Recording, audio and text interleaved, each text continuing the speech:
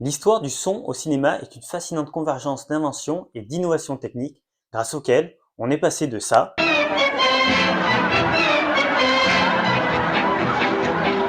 à ça.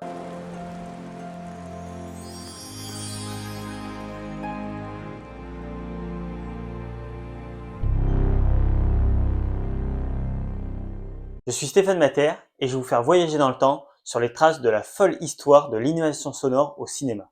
Alors montez dans la DeLorean et suivez-moi.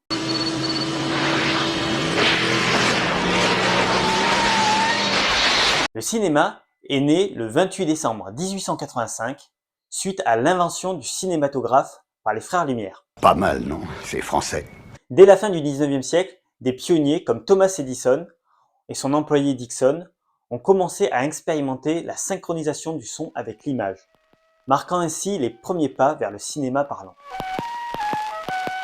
Avant que le son ne devienne une composante intégrale des films, les spectateurs s'appuyaient sur des musiciens en direct, sur des phonographes ou même sur l'ambiance sonore de la salle pour compléter leur expérience visuelle. Avec l'avènement des premiers systèmes de synchronisation, le son a commencé à prendre sa place à côté de l'image, transformant ainsi la manière dont les histoires étaient racontées et vécues. Il faut se téléporter jusqu'en 1927 pour découvrir la première grande évolution sonore du cinéma. Le 6 octobre 1927 sort aux États-Unis le film Le chanteur de jazz. Réalisé par Alan Crosland, il devient le premier film parlant, chantant et musical avec en vedette le comédien Al Johnson. $10? Oh, I'm going to take you to Coney Island. Yes, I'm going to ride on the chute-to-chute. Alors si on veut être précis, il n'est pas tout à fait le premier film avec du son synchronisé, mais c'est le premier film avec une scène parlante. C'est alors la première grande révolution pour le monde du cinéma, mais clairement pas la dernière. Au tournant des années 30, le cinéma parlant s'est généralisé, apportant avec lui une nouvelle dimension narrative et émotionnelle. Il est alors dit mono, car toute la bande-son était mise sur un seul canal. Elles sont donc identiques sur toutes les enceintes, quel que soit le nombre d'enceintes dans la salle. Le son restera en mono pendant des décennies, avant de connaître une nouvelle amélioration majeure. Il y eut quelques essais d'introduire le son stéréo à partir des années 30, et en particulier avec les studios Disney et le film Fantasia en 1940. Mais la technologie est alors trop compliquée et trop coûteuse pour être adoptée, et surtout, l'industrie avait d'autres priorités.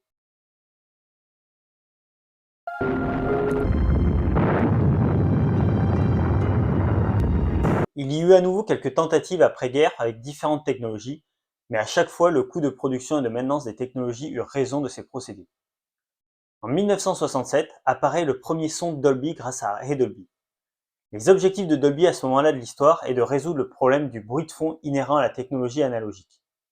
Et alors que tous les ingénieurs du son se cassent les dents sur ce problème et vont jusqu'à penser qu'il ne peut être résolu, Ray Dolby apporte la solution. Je vous invite à ce sujet à voir l'excellente vidéo qu'a réalisée AVC Product. Je vous mets le lien en bas.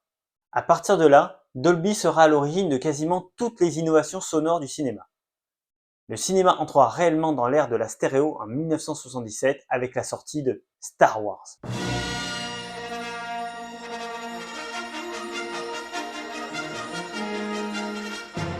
Et oui, Star Wars, la grande claque sonore et visuelle du moment, qui fut enregistrée en Dolby Stereo. C'est la seconde révolution du son au cinéma. Et nous avons à ce moment-là de l'histoire 4 canaux. 3 voix devant, dont 2 sont en stéréo et une centrale qui est en mono, et également une voix d'ambiance derrière qui elle aussi est en mono. Au début des années 80, le cinéma rentre dans les maisons avec l'arrivée de la VHS, ou cassette vidéo pour les intimes. Si vous connaissez, c'est que vous êtes déjà vieux. C'est alors qu'un problème majeur apparaît. La qualité de retransmission et donc l'immersion sonore n'est pas au rendez-vous. Et la première raison est que chaque fabricant fait à peu près ce qu'il veut et comme il veut et surtout comme il peut. George Lucas, le papa de Star Wars, décide donc de créer une certification dont il confie la coordination à son ingénieur du son, Tomlinson Holman. C'est le célèbre logo THX et son jingle que vous avez déjà entendu.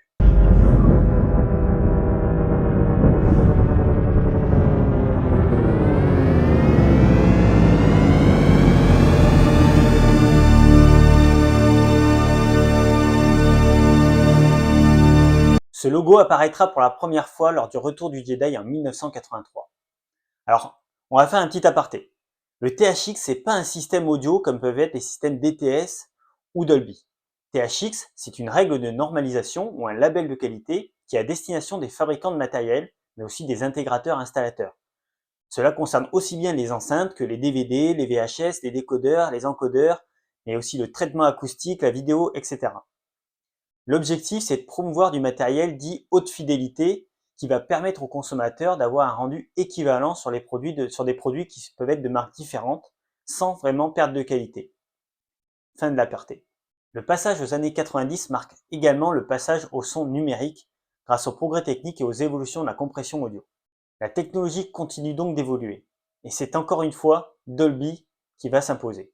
C'est en effet grâce au travail des ingénieurs de chez Dolby que pourra sortir en 1992 Batman Returns.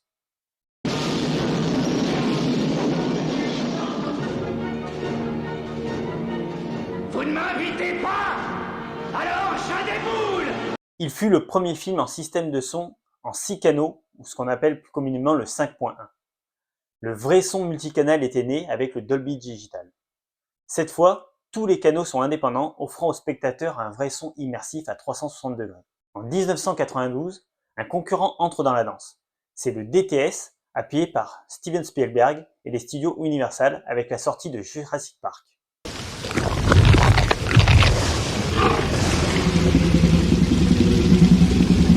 À ce moment-là de l'histoire, pour le commun des mortels, le son reste encore fortement compressé et il présente encore beaucoup de pertes malgré les efforts des ingénieurs du son. En 2005, la génération du Blu-ray permet d'avoir enfin à la maison un son non compressé digne du cinéma. Ce sera le Dolby True HD ou le DTS HD Master Audio.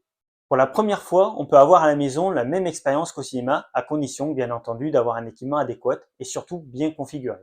La dernière révolution majeure eut lieu en 2012 lors de la sortie de Rebelle, avec l'arrivée du son par objet, encore une fois grâce au laboratoire Dolby qui sort le Dolby Atmos. Le son ne vient plus seulement de devant et de derrière, mais aussi d'en haut et d'en bas. Il sera suivi par le son DTS-X de chez DTS en 2015. Aujourd'hui, le son au cinéma continue d'évoluer, avec des artistes et des techniciens qui repoussent constamment les limites de ce qu'il est possible de faire. De l'enregistrement sur le plateau à la post-production, chaque étape de la création sonore est une opportunité de façonner l'expérience finale du spectateur. Le son est devenu un élément incontournable du cinéma, aussi important que l'image elle-même, et son histoire est un témoignage de l'ingéniosité humaine et de notre quête incessante pour raconter des histoires de manière toujours plus captivante et immersive. Alors quelles seront les prochaines innovations technologiques qui nous provoqueront un nouvel effet waouh, comme n'a pu l'être l'Atmos? Moi je sais pas vous, mais j'ai hâte de le découvrir. J'espère que vous avez trouvé cette vidéo intéressante et que vous avez appris des choses. Moi j'ai appris des choses en la préparant. Pensez à vous abonner, n'hésitez pas à liker et à commenter cette vidéo. C'était Stéphane Mater pour Ciné Concept.